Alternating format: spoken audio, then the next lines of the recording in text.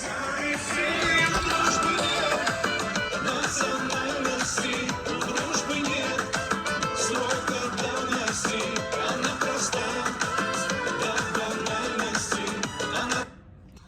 alaykum. Xo'p, hozirgi kunda bizning muammolarimiz ko'proq bilish bilan bog'liq. Ko'proq bilish bilan bog'liq deganda, juda ham ko'p narsani bilib o'rganamiz hozirgi kunda. Hamma narsani bilimlari ochilib ketgan. Misol uchun, nimadir qiladigan bo'lsangiz, undan keyin oqibatlari qanaqaligi, nimaligi bilinadi. Va juda ham ko'p bilimga ega bo'lgan insonlarning ham muammolari shundaki, ular juda ko'p narsani bilishadi.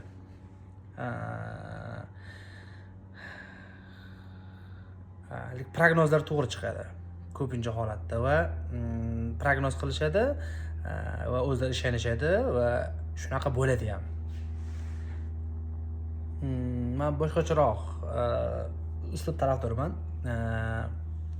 Kerakligini bilishga. Ko'p bilgan ahmoq bo'lishdan qochish kerak. Bizning muammolarimiz hozirgi kunda qilish bilan bog'liq.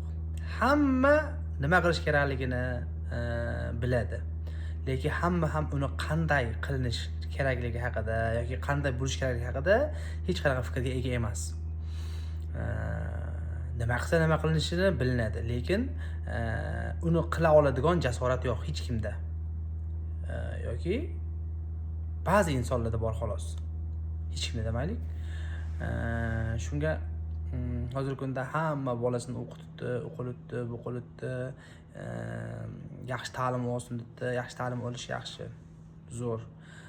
Lekin qo'rqamanki, bu avlod, bu bolalar juda ko'p narsani bilgan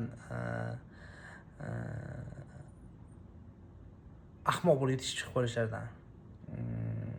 Shu bilan parallel ravishda qaysidir kasbga yoki hunarga berilsa farzandni yaxshi qarshiligim yo'q, lekin ba'zi bir shu narsani analiz qilganimda shu chiqdiki, qilish kerak joyiga kelganda hech kim qilmaydi. Bilimlilar ham o'lchab ko'radi, qaraydi-da, taslim bo'ladi. Mana hozir holatda mana holatda turibdi. Yoki otani biznesga kelinadi. Ota ikkinchi avlod topshirish kerak yoki uchinchi avlod topshirish kerak biznesni. Yigit chet ellarda o'qigan, O'zbekistonda o'qigandir, lekin jarayon kirmagan. Xullas yoqasini kir qilmagan mashaqqatga, ishlab chiqarishga yoki zavodga kirib, u hayot unga notanish. U faqat matematikani biladi, insonlar bilan qanaqa gaplashish kerak, menejmentni biladi, lekin real hayot haqida u problema ishlab chiqarish, всегда problema производства. U problema bilan tanish emas. Va shu ko'plab oilaviy bizneslar tugayapti, yopilib ketyapti, yangi avlod yetishib chiqmagan. Shu yigitlar yoki biznes olish kerak bo'lgan avlod Yaponiyadagi tarbiyalanmadi bizda, tarbiyalanmayapti. An'anaviy suloladan sulolaga, misol uchun borib so'rasa, men 10-avlodman deydi, 5-avlodman, 4-avlodman deydi. Endi asli Yaponiyadan ham oldin Yaponiyga qolmadi hozirgi kunda. Shu bolalarni juda ham jarayondan uzoqda qoldirib o'rishgan. Endi yengil hayotga o'rgangan inson albatta bu mashaqqatli ishga kirmaydi. Qilish xohlamaydi albatta. Shunga farzandlarimizga juda ko'p narsani o'rgatib olsa, o'qitib olsa biladi.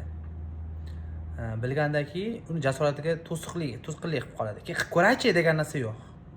Qilib ko'raverachi, qani balki boshqacha bo'ladi natija desa, albatta boshqacha bo'ladi. Misol uchun, mana shu tosh tashlasam suvga, suv sechiraydi menga deydi. Balki suv sechiramas, balki tosh uchlidir, kirib ketar, nimadir bo'lar. Qilib ko'rmaguncha befoyda, bilib bo'lmaydi. Qilib ko'ringlar.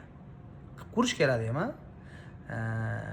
Shu qilish bilan bog'liq bizning muammolarimiz. Qilishimiz kerak. Bajarishimiz kerak. Shunga ko'p narsani bilgan ahmoq bo'lib qolishdan qochish kerak. Qilish kerak. Bilmay qolgan joyini izlanib o'qish kerak. Meniki shunaqa. Nima kerak? O'qiyman. Qidirib ko'raman. Orasidan bitta fikr olsam, menga yetadi.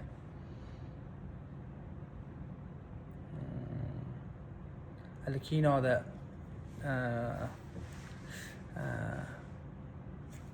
Will Huntingmidi, haligi zukko bola da aytadi, haligi barda totishib qolganda masalaga o'xshab $2 topish kerak bo'lgan bilimni kutubxonadan $200,000 Oxford yoki Harvarddan sotib olmayman, vaqtimni isrof qilib deydi. Bun bilan o'qishga men qarshi emasman. Lekin shu $2 yo'li ham bor. Haqiqatdan chin dildan qidirgan talantlar uchun.